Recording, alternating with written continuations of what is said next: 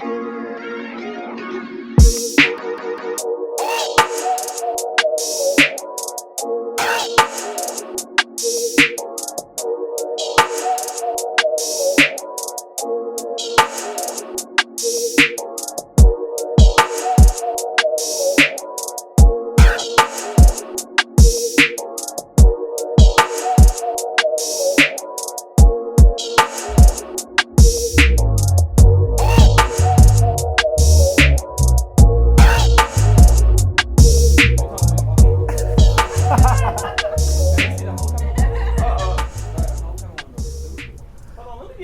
leave me alone.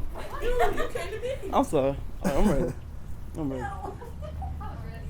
You think we got accents?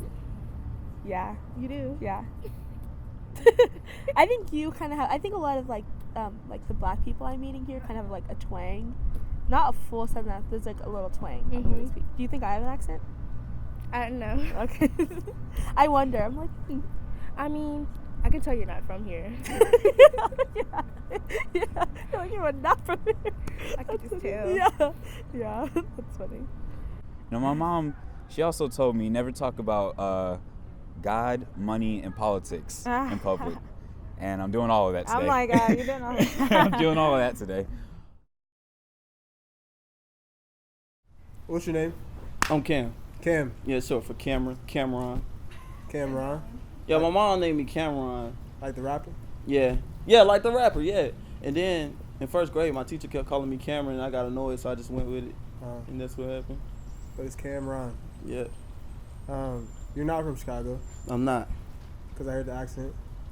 I'm from Norfolk, Virginia. Okay. Yeah. How'd you end up here? I ended up here because my dad got a job here, so we wound up moving. And they just started their life in Greenville. Okay. 2-5. How long ago was that? That was probably like 15 years ago. Okay. So I was like 5, 6, somewhere around there. Okay. Tyler, how's it going? It's going good. And before we get any further, because I'm terrible with names, I'm actually absolutely horrible. What is your name? Taisha. Taisha. Yes. I'm Tyler. Nice to 2 meet T's you. here. Ty and Ty. Ty and Ty. I love that. Boom, boom. I gotta stop doing finger guns. I love it. It's okay. So what's your name? Laurel Coots. Laurel Coots. That's a really pretty name, Laurel. Thank you. Yeah. Where are you from? I'm from Raleigh, North Carolina. Raleigh. 30 to 45 minutes away. Yes. You just told me. That's really cool. What year of school are you in here? I'm a junior. A junior. You're almost done. Yeah. Yeah. What are you studying? Nutrition and dietetics. Oh wow. Is that like what you're like interested in? Yeah. Yeah. I like food, so Yeah, me too. it makes sense. Yeah, you're like, so I major in it. Yeah. That's funny. Wow. So what's your major? Political science. Political science. It is. Can you break that down for me? What can I? All right, here we go. Political science is the science of government and politics. We understand it, we break it down, we create the stats and the charts, and we help people predict and create formulas for government and politics. Yeah. Yeah. Okay. That's cool. What made you want to go into that? All right. What made me want to get into political science? All right. So, Oh, get comfortable. I gotta get comfortable. You asked me the big questions now. As a child, there was a really, really important moment in my life. My dad and my mom worked super hard, like all the time.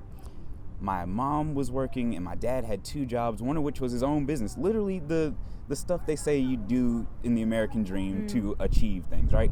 And it's years of this hard work, constant doing the best, saving everywhere they could. I think it was like almost a decade before we went on vacation again, right? And we still had this moment in the middle of the winter where we had to sit down as a family and decide, were we gonna pay the light bill or were we gonna pay the hot water bill? Yeah. That's insane. Yeah. That is literally crazy. What amount of hard work and pulling yourself up by your bootstraps does it actually take before that works? Dang. Right? So that was what drew me to the whole idea of politics. Not to mention, at the same time, Obama just became the president, which is a historic moment for me. I mean, you young black men, Yeah. seeing a black man pull off a thing that my grandparents literally said could never happen. Yeah. So it's like all these things came together, and I just got this sort of sensation, like, politics, why not? Yeah. Let's go learn more about that. Let's go do more with that. Dang. What made you want to come to an HBCU? Well, funny story. I don't think I had applied to any HBCUs when I first applied to college. Not because I didn't want to go, just because it wasn't where my mind was set at the time. I wanted to go to a different school. But my high school counselor, he's like, it's free application week. You should apply to different schools. So then I applied to here, A&T, and I want to say Winston-Salem State. Okay. But I decided to come to Central because it was closer to home, and I was kind of scared once it was actually time to actually pick which college I wanted to go to. I was like, let me stay somewhere closer to home, so if I don't like it, I can come home. Yeah, that's right. Did you always know you were coming to an HBCU? No, I didn't. Actually, I despise HBCUs. I did not want to come here at all. I wanted to go to ECU in my hometown, and I came here and I toured the campus of NCCU, and at the time I was touring, it was like a whole bunch of Greek events going on, and I was like, that looked kind of cool. So I started like researching NCCU and James E. Shepherd and all that, and I liked the campus, and I was like, I think I can do that. And then I was in high school, I started getting in touch with like my roots, so I just learned to stop being like ashamed, well, not ashamed, but like compressive to what I am, which is African American, and I just learned to embrace it. So now I'm just into like, I write poetry and spoken word poems about my roots and problems that we have today and stuff like that. Yeah. The reason I came here is because I got an email in the middle of the night when no other colleges were contacting me, and they said free application. Filled that out on my phone, and a couple months later, here I am. Yeah. It's been a whirlwind of education and cultural development when it comes to, just what it means being black in America. Being here has 100% opened me up to myself on the inside. Being here, it's just made me proud to be, I go to a HBCU, no matter what it looked like, you wouldn't understand the family system that we have built here unless you go here or you attend another HBCU similar to this one. But this HBCU helped me realize, like, not everybody is the same. I seen different types of people, just looking at y'all, the way y'all dress, the way y'all look, talk, y'all look different and y'all embrace it, and that's what I see here. I see like everybody has their own style, and they're accepting the other people's style, other people's heritage. You know what I'm saying? Yeah. If I hadn't came here, I would have never opened up like that, because I would have been surrounded by, a mixture of people, Yeah. Even though it's kind of mixed here, but it's predominantly African American. Right. But if I would have attended PWI, I probably would have been curious about my own roots and my own self, but I would have been not Right. ashamed, but more embarrassed to open up about it, because who's going to relate to me around? Right. You know what I'm saying? Like that. But here I feel like I have friends and other people that are just as curious as I am about myself and my roots, So I think that's how NCCU has helped me open up about myself, because I have friends that want to learn about themselves too, that are just as curious as me. That's cool. Yeah, I went to predominantly black high school. Did you? I Okay, yeah. So this is probably like an easy transition. Yeah, it basically really felt like home, like coming back to a predominantly black school. Yeah. But Central is really diverse at the same time, which is what I love about it. Yeah. In what ways? You see anybody here. Like, I really love that. It's also really open for the LGBT community as well, and I really like that as well, because everybody just feels comfortable being who they are here. Yeah. That's really nice. Wow. So you love it here? I do. Yeah, the people are really nice. Yeah. Yeah, it's very welcoming and open. Yeah, it is. Yeah. Yeah. That's really cool. The best thing about this campus to me is getting to meet people like my friend, getting to meet people like that. That's the best thing about this. It's just the experience being here and all the events that you know, our people and people that go here can come. Like, if you were here yesterday, this Greek bowl was just packed, just socializing, you know. I just like that, you know, like a family vibe. Yeah, it's important. I like that. They call them PWIs. Yeah. Predominantly white institutions. I went to a high school of that nature, right? And good people, honestly. There's nothing wrong with them. They're not. There's not. I don't have a bad word for them, but it's just this sort of sensation, this sort of disconnect of culture that has all these little rough areas you keep hitting up against. You don't honestly get why until you know more about it. I think one really upsetting thing somebody said to me back in high school was, yeah, I know that white people have done bad things, but at least we have history. What have you guys done? Which was an upsetting thing for me, because it wasn't like I believed we hadn't done anything. It's just that I knew at that point, both me and him in the same education system could not say what happened in Africa, what history black people knew. Yeah. But we knew we have history. This is history. This is incredible stuff that I never learned back in high school.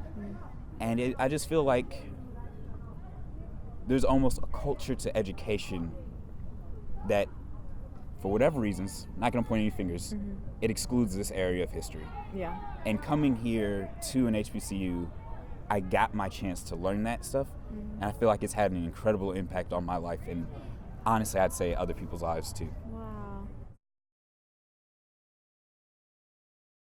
Did you have any experiences growing up that made you be like, oh my gosh, racism in America is like actual reality? I never doubted that racism in America was real. Although I'm from Raleigh, my parents are from a town. I'm from a place called Kinston, North Carolina, and LaGrange, North Carolina. They're like right next to each other, and so they definitely did have different experiences growing up than what I did, and they educated me about how the world can be. And then as I got older, I actually saw it. And so I wasn't surprised by it. I just it's like, it's sad, but it is what it is. Yeah. Did you like have like a moment where you like saw it like from a first-hand experience, or just like the media? Yeah. I have been called a nigger before. I've definitely, when I go to my grandma's house and stuff, you see people flying Confederate flags on their cars, and you go in gas stations and you see it on the walls. And then I've been refused service at restaurants. Really? Yes. Here? Yes. That's so like crazy. So. Wow. And that's probably like giving you like such a reality of like, wow, it's like still around today. Yes. It's mostly older people that do it though. So I don't know. It's just, it is what it is. Yeah. Wow. I feel like in my heart, I feel like black people have something behind everything. You know what I'm saying? Even if it was just one idea or one speck of knowledge, I think that it was something that they didn't get credit for. You know what I'm saying? And what we do get credit for isn't even stuff that's global. You know what I'm saying? Unless it's hip hop or athletics. You know? I don't think we do get the credit that we deserve on 99.9% of the stuff that we have pitched in on. But at the same time, I do feel like all of this we going through, you know, police brutality, the injustice in the judicial system and all that, I think that everything we're going through now is just temporary, you know? Even though it's a long temporary, one day we're going to be straight. You know, one day we're going to be good. We ain't going to have this problem no more. And then people going to be, our kids, maybe our kids' going to read about this in a book like, dang, that was messed up, like we read about Jim Crow, you know? Yeah. Hopefully. Yeah, I agree with you. For that not to happen. Way too strong. And it's a shame that it took so many people to die. Like, not even die from natural causes, like to take a bullet, you know what I'm saying? Yeah. To take a bullet for something that should be understood. Something that should be, you know, human rights. But I understand, because most people don't know, in the Declaration of Independence, it says, like, everybody has human rights, you know, everybody treated equal. But during that time period in the Declaration of Independence, it says that African Americans were property, therefore they were not humans. So they had no human rights. So when you say it's our human right, technically, back then we weren't humans, so we have no rights. But now we are humans, but they still treat us like back then. You get what I'm saying? Mm-hmm.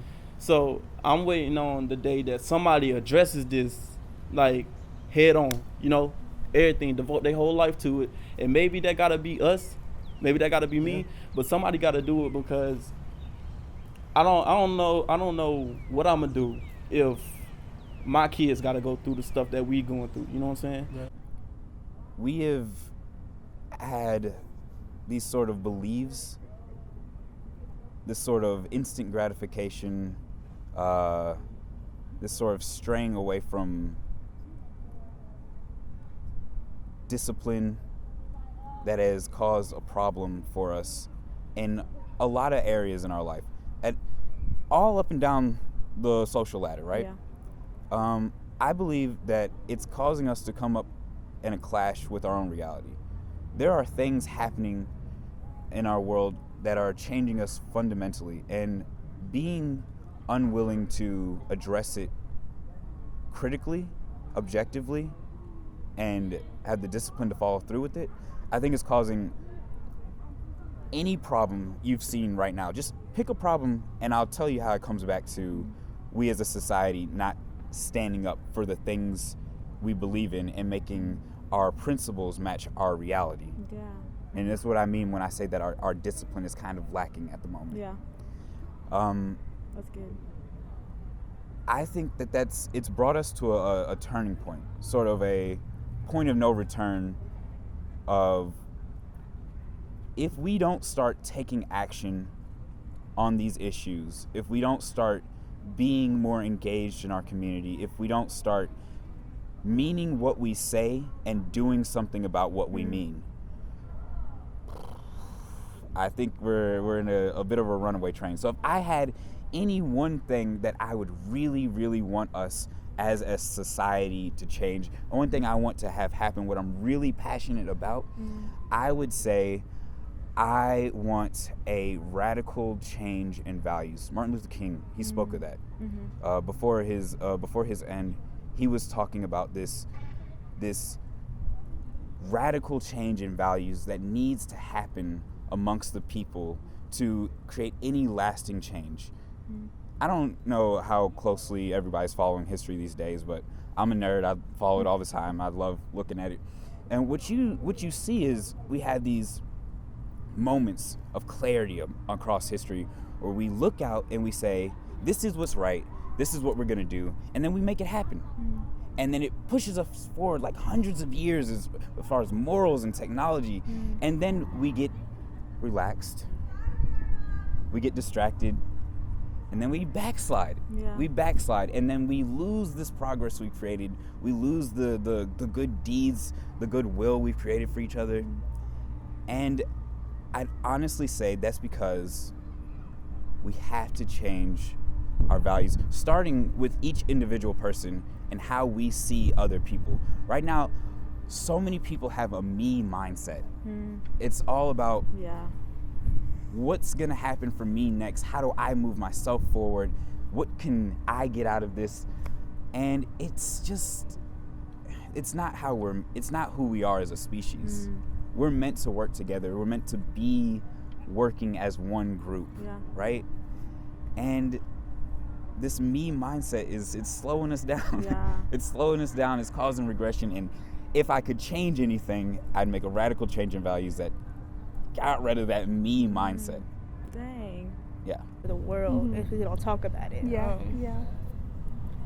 The things that have happened because of how people view skin color or religion. The awful things that have happened, if that still hasn't changed people's minds, I don't think anything will. History repeats itself all the time, you know, and I don't think it's ever going to change. Wow. If there would be like a hope, would you say that you would, like, what hope would that be? Oh, my hope would be that everybody could be their real authentic selves, live their truth, be happy, be proud of their skin color, their creed, their sexuality, all of it. Wow, that's really, really cool. That's a good solution. You got a solution right there. That's really cool. Yeah. All right, man. I hope y'all keep what y'all got going on, because I hope that some people out there can see what a HBCU is like, and what's on the minds of, you know, That's our the people. goal. Yeah, You know, for sure. but I like this. It's awesome. Okay. I can tell you one thing. After this conversation, I understand myself more. You're already on the way. Awesome.